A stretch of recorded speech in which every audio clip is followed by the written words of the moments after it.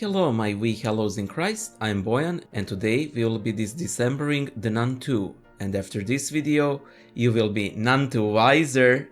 Okay, this movie is exceptionally bad with an occasional good moment and a plethora of really lousy hours. Let us dive right into it. Of course, there will be spoilers. Postulants beware. So this movie begins in the 50s, in France. These are some very advanced Catholics, because they're serving the Novus Ordo Mass some 20 years before it came out. Ooh, foreshadowing. So anyway, Jacques, the little altar server, gets spooked, and as the priest investigates the matter, the demon Valak appears in a rather cool effect of boiling away the holy water. Valak kills the priest by incinerating him. We're introduced to our protagonists. Sister Irene, now a full-fledged nun you should be familiar with, and Deborah, a novice who has serious doubts and who really needs a miracle in order to believe. Of course, we all know she'll have her fill of these very soon, this being an exorcism movie. Frenchie is working in a boarding school in France. He's in love with his teacher, Katie. Other schoolgirls bully her daughter, Sophie. This delivery girl gets brutally murdered by possessed Frenchie. She completely disappears from this point on. I suppose they never found her body.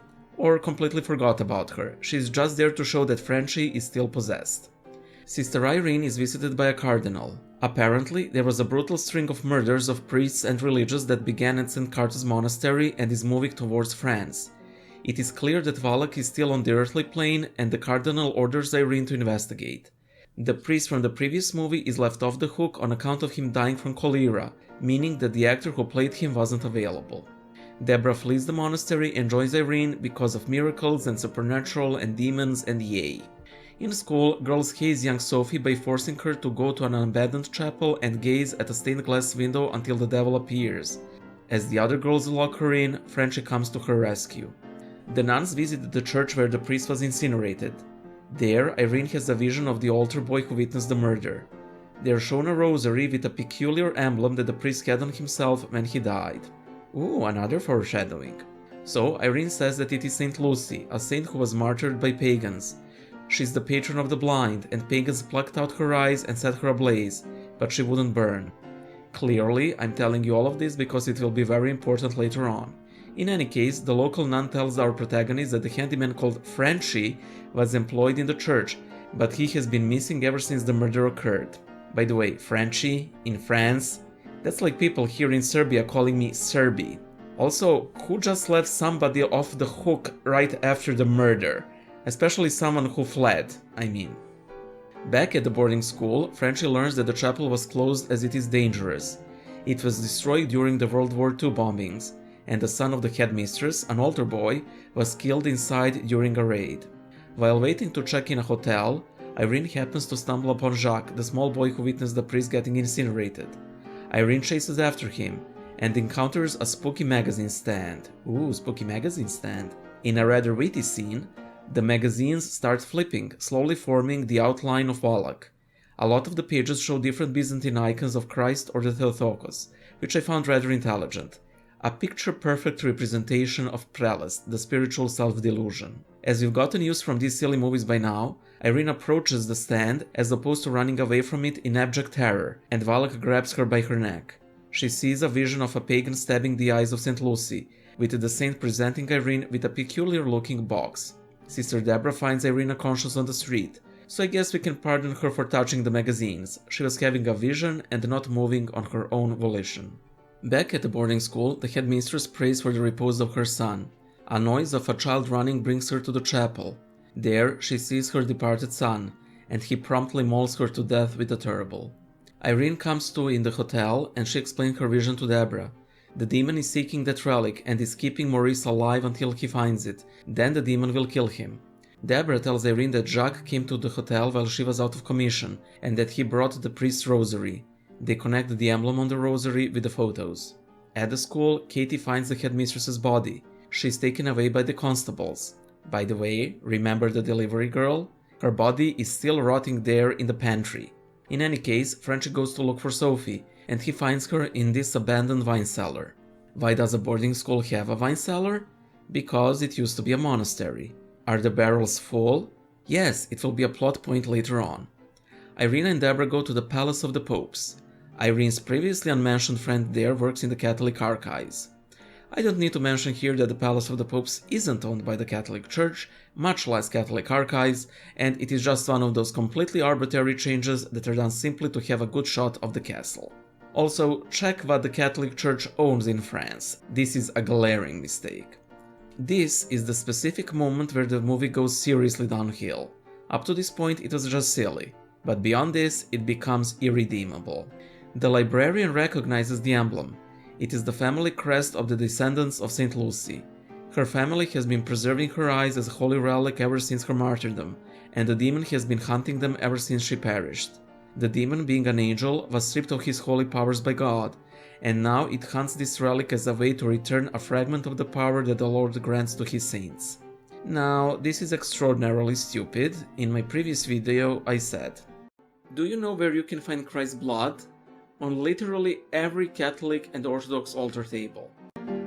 I will return to this part of my video later on, but for now, not only can you find Christ's body and blood on every Catholic and Orthodox altar table, but you can also find relics in them.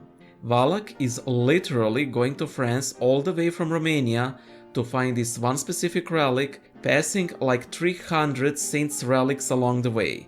They also say the demon has been hunting the family of St. Lucy ever since her martyrdom. A lie, since Wallach's more corporeal form was summoned in the Middle Ages, as per the previous film. In any case, this Anthony Hopkins librarian knows where the eyes of St. Lucy are. They were hidden by a monk in his monastery, and that monastery just so happens to be the boarding school where Frenchie is. The nuns rush there, and Irene tells Deborah that her mother also used to be a visionary, a foreshadowing.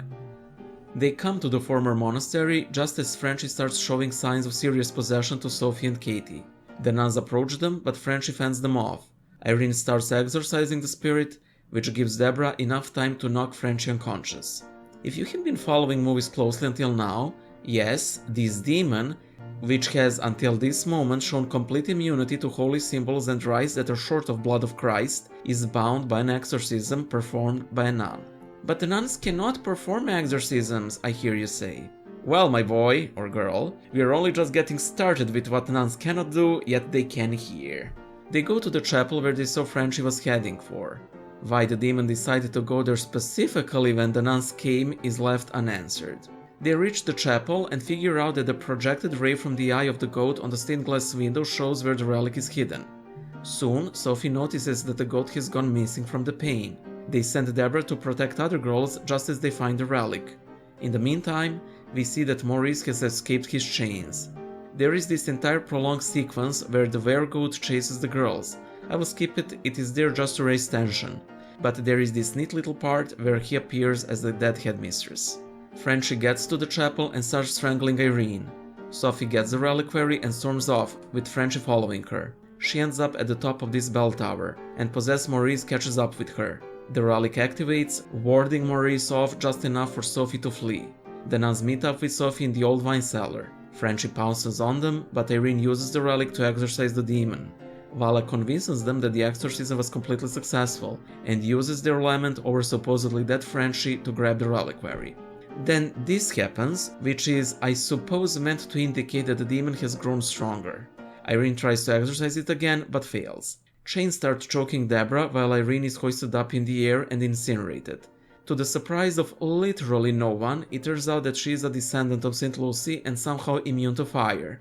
You know, like none of the other descendants were. Wallach is furious at this insolence, so he tries to kill Sophie via possessed Maurice. Irene, seeing that they're surrounded by wine, tells Deborah to pray with her. They put their hands in the pool of wine and say the words of institution, thus turning all the wine surrounding them into the blood of Christ. However, the demon is still hovering above, but luckily, and this is a well-known side effect of the words of institution and the reason why we use chalices, all the barrels of wine explode, simply covering Wallach in transubstantiated, transformed wine, and he burns up. Also, that goat man is back in the stained glass window. Maurice returns to normal, Sophie is reunited with Katie, and there's this happy ending. But we all know from the first Conjuring movie and the final scene of this movie that eventually Maurice dies by Wallach, who was literally banished twice until this point. The biggest issue with this movie is that Christianity is presented as this role-playing magic system. In actuality, relics do not work because they're magical, they work by the power of God. No demon should ever desire a relic or draw any power from it. On the contrary, they are quite often used in exorcisms for their curative power. The demon's powers and weaknesses are inconsistent. He is immune to exorcisms and holy symbols, but Irene manages to abjure him with one. He is present at many places simultaneously, managing to appear as the Goat Man, the Headmistress, and the Evil Nun in 3 different locations, and he seems to know precisely where all the protagonists are. It is never explained why he toys with all the people, as opposed to simply murdering them and taking the relic for himself. And yes, I did say that they could have used the blood of Christ from any altar, but nuns cannot transubstantiate bread or wine. It is just a weak movie that, like a good deal of exorcism movies, needs to gamify and weaken Christianity in order to make it work. Otherwise, as in reality, devil is really not that scary unless you allow him to be. We wish to thank all of our donors over Patreon, Ko-fi and Subscribestar, as well as all our channel members for helping us make this video. I also dismembered the first Nun movie, and if you want to see a movie where possession is portrayed much better, watch the Dismemberment of Nefarious. Bye!